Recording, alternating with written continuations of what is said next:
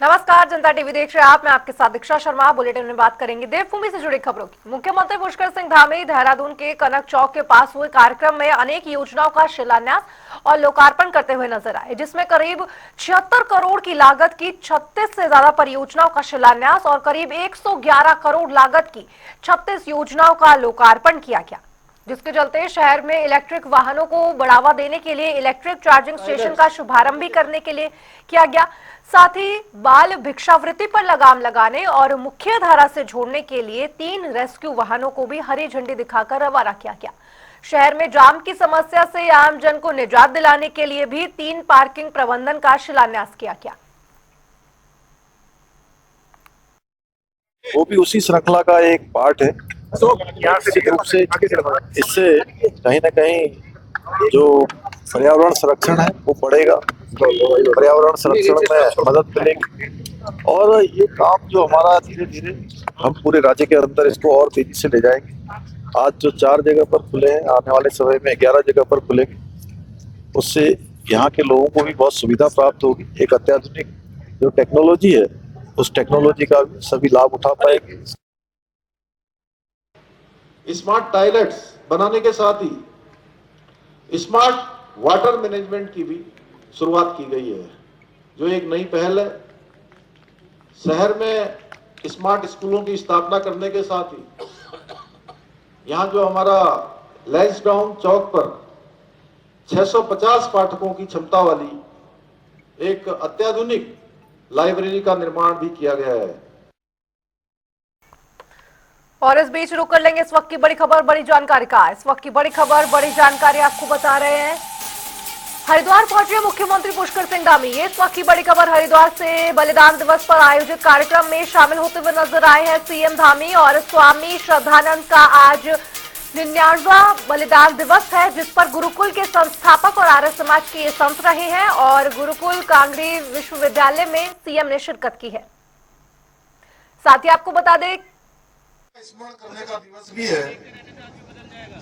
भाइयों बहनों, सदानंद जी महाराज के 20वीं सदी के आरंभ में भारत में स्वतंत्रता और वैदिक शिक्षा का एक ऐसा आंदोलन खड़ा कर दिया था जिससे कट्टरपंथियों की और उस समय जिनकी देश के अंदर हुकूमत थी, अंग्रेजों की नींव हिलाने का काम स्वामी सदानंद जी ने किया था। उनके विचारों से प्रभावित होकर हजारों की संख्या में दूसरे धर्म के लोगों ने पुनः सनातन को अपनाया था और जिससे चिढ़कर आज ही के दिन एक कट्टरपंथी ने उनकी निर्मम हत्या कर दी थी।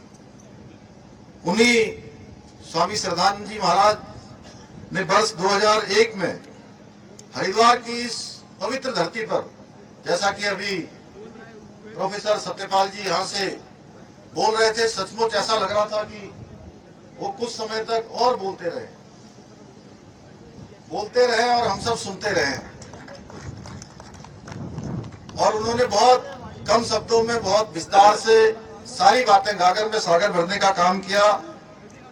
इसी धरती पर पूज्य स्वामी जी ने गुरुकुल रूपी बीज रोपित किया था, जो आज एक विशाल वट वृक्ष बनकर पूरी दुनिया को वैदिक शिक्षा का प्रकाश देने का काम कर रहा है।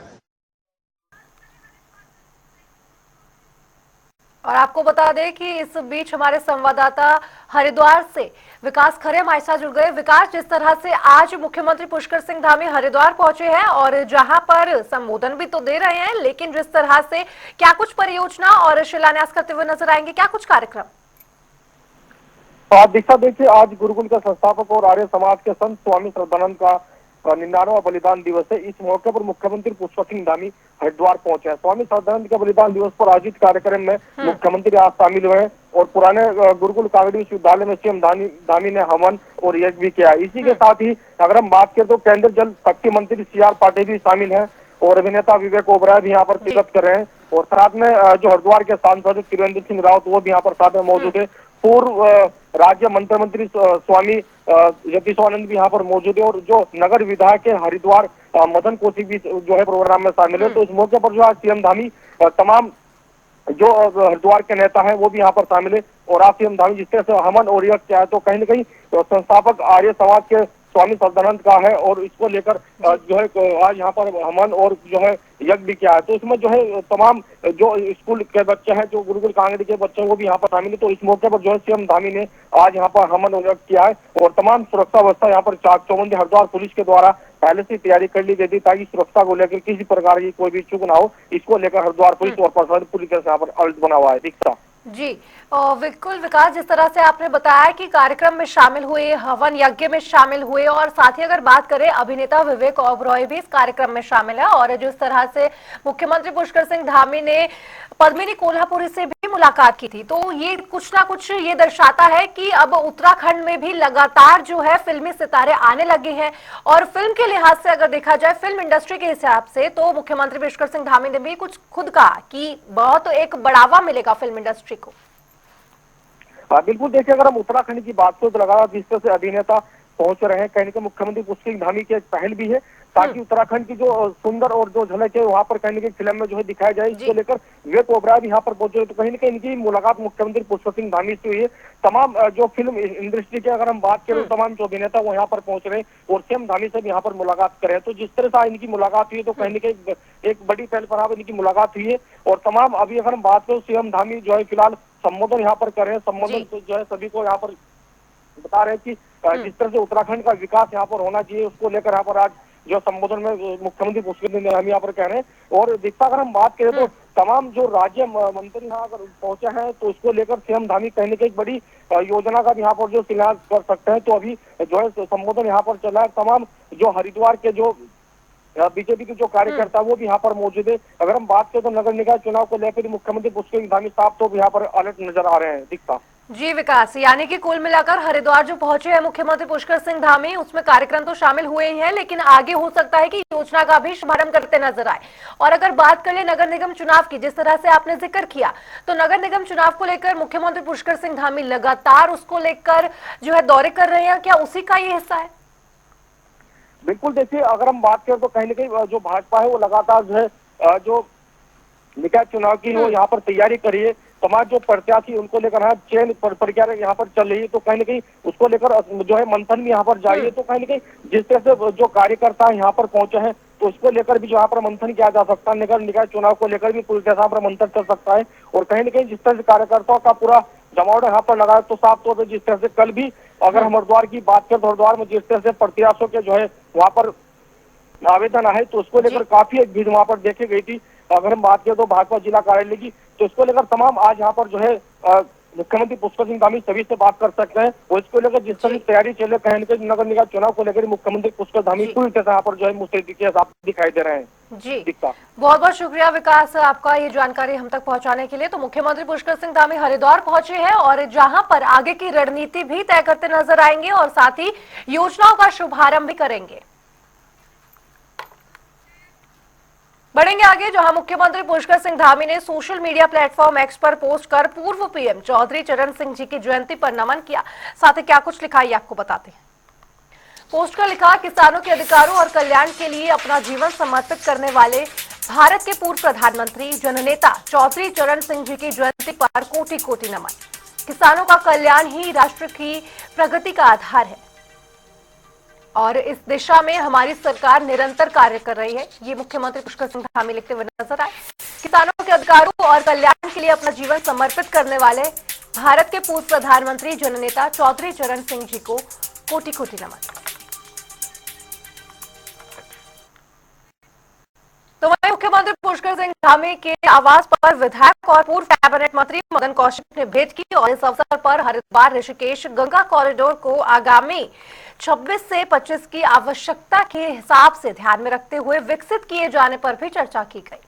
आपको बता दें कि इस कॉरिडोर को लेकर लगातार शिष्टाचार मुलाकात जो है मदन कौशिक ने की और जिसके बाद इस कॉरिडोर को लेकर किस तरह से विकास होगा ये कुछ चर्चा करते नजर आए।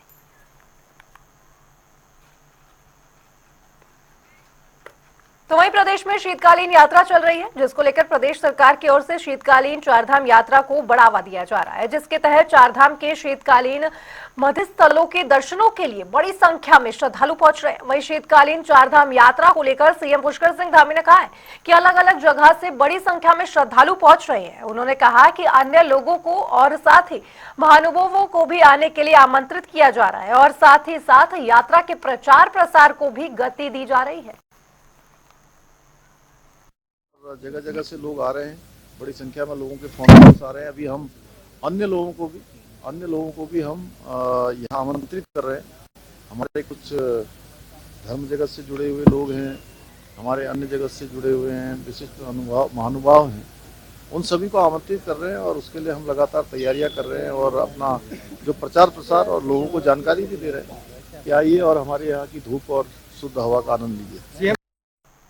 तो वहीं मुख्यमंत्री पुष्कर सिंह धामी से उनके आवास पर बॉलीवुड की अभिनेत्री श्रीमती पद्मिनी कोल्हापुरी ने शिष्टाचार मुलाकात की और इस दौरान उन्होंने कहा कि उत्तराखंड राज्य फिल्म शूटिंग डेस्टिनेशन के तौर पर उभर रहा है। देश से फिल्म निर्माता उत्तराखंड के प्राकृतिक सौंदर्य को देखकर राज्य में फिल्म शूटिंग के लिए आ रहे हैं।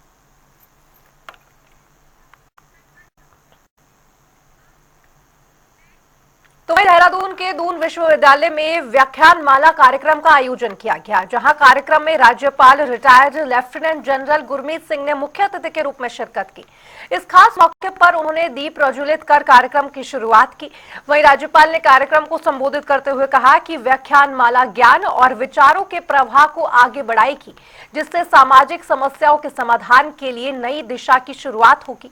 साथ ही उन्होंने एआई का जिक्र करते हुए अपने संबोधन में आगे बताया कि एआई की मदद से हम अपने लक्ष्यों को जल्द ही प्राप्त कर सकते हैं।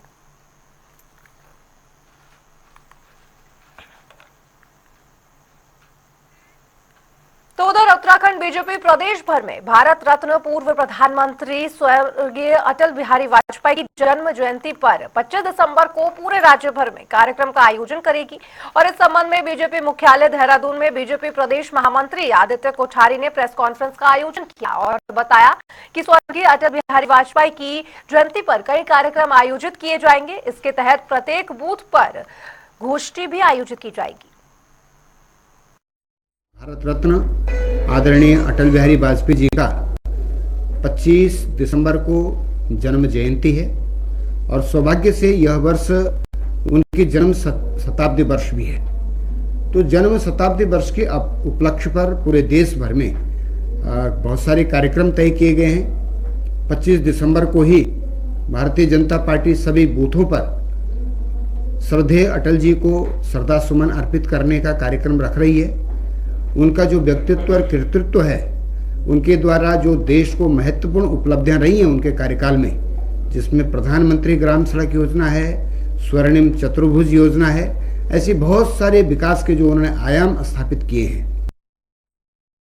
तो उधर प्रदेश में होने वाले निकाय चुनाव को लेकर कांग्रेस ने अपनी कमर कस ली है। चुनाव के मद्देनजर कांग्रेस पार्टी ने अपनी तैयारियां पूरी कर ली है। वहीं कांग्रेस के प्रदेश प्रवक्ता शीश पाल की माने तो पार्टी संगठन की तरफ से पहले ही पर्यवेक्षक नियुक्त किए जा चुके हैं, जिस पर चर्चा भी की जा रही है। निगम चुनावों के लिए कांग्रेस पार्टी तो पहले से ही तैयार है। साल भर से निकायों में प्रशासक भाजपा सरकार ने बेवजह बिठाए हुए थे। विपक्ष लगातार चुनाव कराने की मांग कर रहा था और सरकार की ओर से तारीख पे तारीख दी जा रही थी और आज दिन तक चुनाव की असल तारीख जनता के सामने नहीं आई है। 3 बार माननीय हाई कोर्ट में झूठा हल्फनामा चुनाव कराने के लिए राज्य सरकार ने दिया और कांग्रेस पार्टी के आदरणीय प्रदेश अध्यक्ष करण महाराज जी ने कई बार प्रदेश का दौरा किया। उन्होंने 13 के 13 जनपदों के प्रभारी पहले ही घोषित कर दिए थे। हमारे घोषित प्रभारियों ने हर निकाय में जाकर के वार्ड स्तर पर कार्यकर्ताओं के साथ बैठक की है, चुनाव की समीक्षा की है। हमारी तैयारी पूरी है। अब देखते हैं सरकार चुनाव कब करवाती है और जब भी चुनाव होंगे मुझे पूरा विश्वास है कि कांग्रेस पार्टी प्रचंड बहुमत से निकाय में जीत का परचम लहराने का काम करेगी। उधर आगामी निकाय चुनाव में आरक्षण को लेकर बीजेपी विधायक मुन्ना सिंह चौहान ने अपनी ही सरकार के खिलाफ मोर्चा खोल दिया है, जिस पर खुद महिला कांग्रेस की प्रदेश अध्यक्ष ज्योति रौतेला ने सवाल खड़े करते हुए कहा कि सरकार ने आरक्षण अपने चहेतों को देखते हुए तय किया है। उन्होंने आगे बताया कि अपनी पार्टी से इस बार के निकाय चुनाव में महिलाओं की भागीदारी की भी मांग करेंगी। चौहान जी ने, विनोद चमोली जी ने भी इस पे कुछ बात करी है और बाकी कुछ बीजेपी के और नेताओं ने भी बोला कि सही तरीके से आरक्षण नहीं हुआ। लगातार भाजपा के लोग ही भाजपा की सरकार को घेरने का काम कर रहे हैं। त्रिवेंद्र राव जी ने अभी भाजपा की सरकार को भ्रष्टाचार पे घेरा है, विनोद चमोली जी ने भी इसके बारे में बात करी है और मुन्ना सिंह चौहान जी ने बहुत सही बात करी है कि जो आरक्षण का मानक है उसको सही तरीके से देखा नहीं गया और मनमाने तरीके से जो करा है। तो इससे साफ पता चलता है कि धामी जी सब चीजों को अपने मुताबिक कर रहे हैं। तो उधर मसूरी में टिहरी से बीजेपी विधायक किशोर उपाध्याय ने पूर्व सीएम हरीश रावत पर हमला बोलते हुए कहा कि देश भर के सनातनियों का अपमान हुआ है।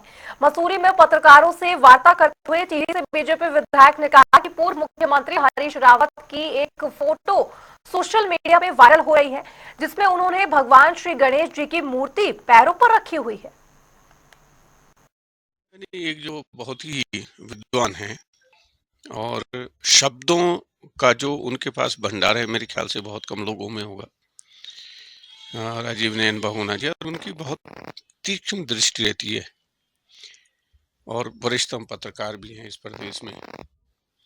मैंने भी उनका एक पोस्ट देखा है जिसमें कि एक स्वनाम धन्य बहुत बड़े आदमी ने, जो गेंठी से लेकर के पता नहीं क्या क्या खाते रहते भगवान जाने,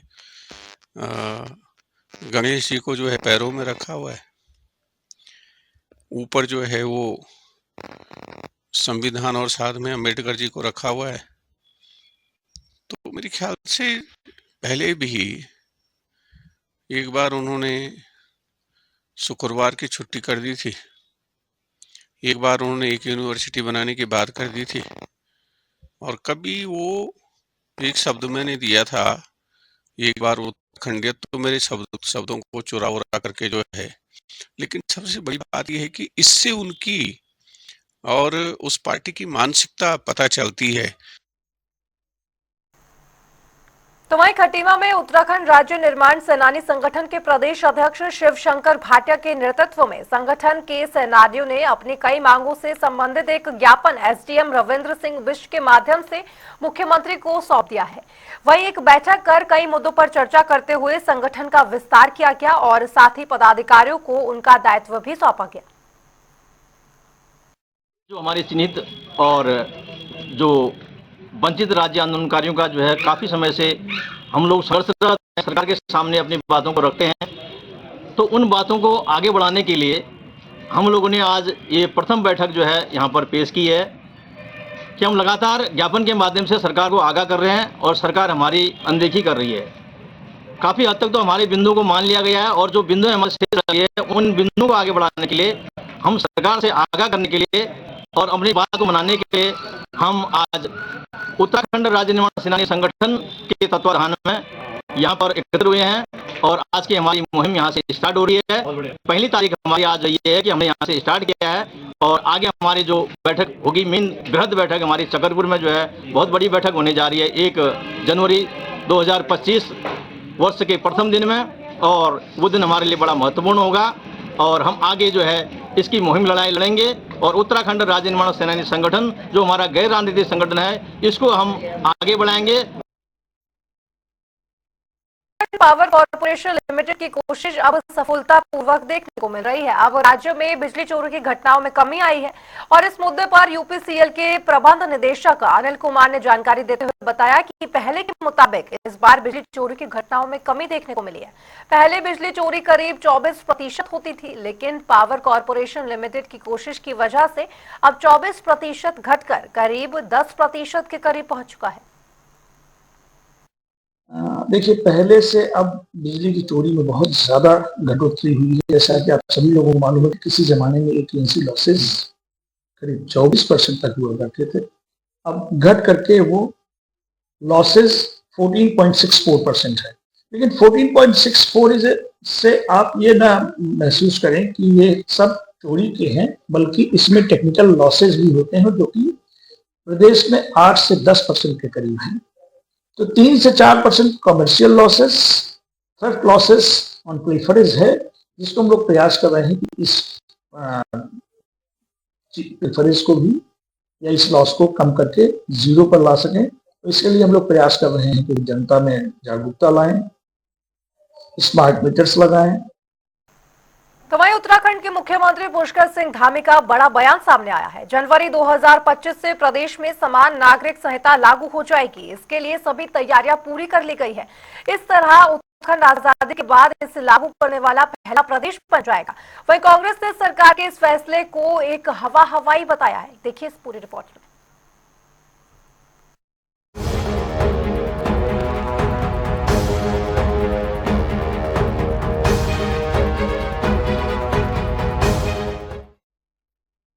उत्तराखंड में यूसीसी कब लागू होगा, हर किसी के जहन में यह सवाल है। यूसीसी को लेकर इस वक्त उत्तराखंड में सियासत चरम पर है, लेकिन इन सब के बीच उत्तराखंड के मुख्यमंत्री पुष्कर सिंह धामी ने यह साफ कर दिया कि राज्य में यूसीसी अगले महीने लागू हो जाएगा। सीएम ने उत्तराखंड में जनवरी 2025 से समान नागरिक संहिता यानी कि यूसीसी लागू हो जाएगा।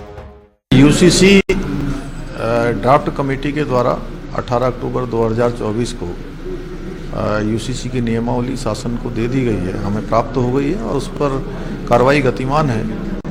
विधि विभाग और हमारा विधायी और न्याय विभाग के द्वारा उसका परीक्षण कर लिया गया है और इसमें घर बैठे ही बहुत सारी सुविधाएं, बहुत सारे एप्लीकेशंस घर ही पर जो है उनके लोगों को, जो ज़रूरतमंद लोग हैं उनको मिलने वाले हैं। और इसके लिए जो ट्रेनिंग है वो ट्रेनिंग जारी है, 1 माह के अंदर ट्रेनिंग पूरी हो जाएगी। और हमने ये तय किया है कि जनवरी माह में, जनवरी 2025 में पूरी तरफ से हमारे सारे कार्मिक भी, सारी उनकी ट्रेनिंग भी पूरी हो जाएगी, सभी प्रकार की तैयारियां पूरी हो जाएंगी और हम इसको लागू कर देंगे। उत्तराखंड आजादी के बाद समान नागरिक संहिता लागू करने वाला पहला प्रदेश बन जाएगा। मुख्यमंत्री के मुताबिक सरकार का होमवर्क पूरा है। समान नागरिक संहिता उत्तराखंड 2024 अधिनियम की नियमावली तैयार कर ली गई है। तो में उत्तराखंड में जो यूसीसी लागू होने जा रहा है वो अपने आप में एक ऐतिहासिक कदम है। माननीय धामी जी ने इसकी घोषणा चुनाव से पहले की थी और चुनाव के तुरंत बाद जो है इस पर कार्य प्रारंभ किया था। अब ये अंतिम चरण में है और बहुत शीघ्र ही इसको प्रदेश में लागू किया जाएगा। और हमारे माननीय गृह मंत्री श्री अमित शाह जी ने संसद में जो बयान दिया है तो निश्चित तौर पर उन्होंने हमारे मुख्यमंत्री जी की, हमारी सरकार की पीठ थपथपाई है। और ये अपने आप में एक ऐसी शुरुआत हो गई है जिसका प्रभाव केवल उत्तराखंड नहीं बल्कि पूरे देश में होने वाला है और अन्य राज्यों के द्वारा भी जो है वो इसके बारे में जानकारी ली जा रही है। गौरतलब है कि गृह मंत्री अमित शाह ने राज्यसभा में यूसीसी को लेकर बड़ा ऐलान किया था। अमित शाह ने यूसीसी पर कांग्रेस को घेरते हुए कहा था कि कांग्रेस ने आजादी के बाद विवाह और तलाक के लिए मुस्लिम पर्सनल कानून लाकर पहले प्रधानमंत्री ने तुष्टीकरण की शुरुआत की। वहीं मुख्यमंत्री पुष्कर सिंह धामी का यह दावा है कि यूसीसी सबका साथ, सबका विकास और सबका विश्वास की मूल भावनाओं पर आधारित है। हालांकि विपक्ष मुख्यमंत्री के इस दावे को हवाई बता रहा है। देखिए, उत्तराखंड के लिए मैं समझता हूँ यूसीसी कोई प्रायोरिटी नहीं है।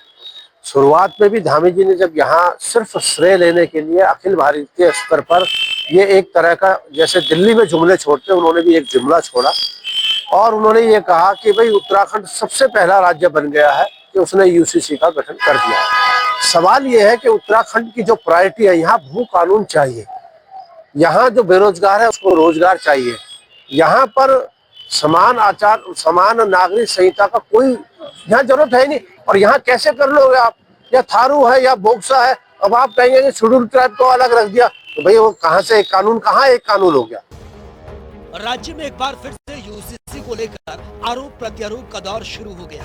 सवाल ये है कि मुख्यमंत्री के बयान के बाद क्या ये मान लिया जाए कि नए साल से प्रदेश में यूसीसी लागू हो जाएगा या फिर इंतजार और बढ़ेगा? क्या उत्तराखंड बीजेपी की प्रयोगशाला है? क्या यूसीसी लागू होने के बाद आम जनता को वाकई इसका फायदा मिलेगा या इस पर सिर्फ राजनीति होती रहेगी? देहरादून से जनता टीवी के लिए नवीन शुक्ला की रिपोर्ट।